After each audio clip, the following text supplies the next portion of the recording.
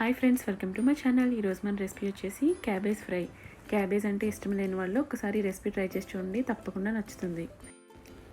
దీనికోసం ముందుగా పావు కప్పు శనగపప్పు తీసుకుని బాగా వాష్ చేసుకుని గంటపాటు నానబెట్టుకోవాలి.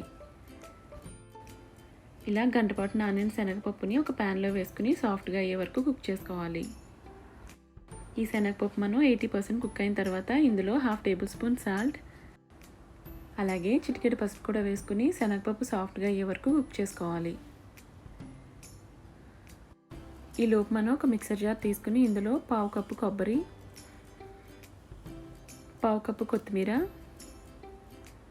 1 టేబుల్ స్పూన్ సన్నగా తరిగిన అల్లం, అలాగే 5 పచ్చిమిర్చి వేసుకుని ఫైన్గా పేస్ట్ చేసుకుని పక్కన పెట్టుకోవాలి. మనం ప్రిపేర్ చేసిన ఈ మసాలా వలన క్యాబేజ్ ఫ్రై చాలా టేస్టీగా అలాగే స్పైసీగా కూడా ఉంటుంది. మనకి ఇలా శనగపప్పు 90% కుక్ అయిన తర్వాత ఇందులో మనం ముందుగా కట్ చేసి పెట్టుకున్న 1 కప్పు క్యాబేజ్ యాడ్ చేసుకోవాలి. ఇందులో ఉన్న వాటర్ అంతా ఎవాపరేట్ అయిపోయే వరకు మూత పెట్టుకుని మనం బాగా మగ్గించుకోవాలి. క్యాబేజ్ మనకి చాలా ఫాస్ట్గా కుక్ అయిపోతుంది. 5 to 6 మినిట్స్ మూత పెట్టుకుని మీడియం ఫ్లేమ్లో కుక్ చేసుకోవాలి. ఇలా వాటర్ అంతా ఎగిరిపోయిన తర్వాత మనం గ్యాస్ ఆఫ్ చేసుకుని పక్కన పెట్టుకోవాలి. ఇప్పుడు వేరే ప్యాన్ తీసుకుని ప్యాన్ హీట్ అయిన తర్వాత ఇందులో 2 టేబుల్ స్పూన్స్ ఆయిల్ వేసుకోవాలి. ఆయిల్ హీట్ అయిన తర్వాత ఇందులో 1/2 టేబుల్ స్పూన్ ఆవాలు వేసుకుని ఫ్రై చేసుకోవాలి.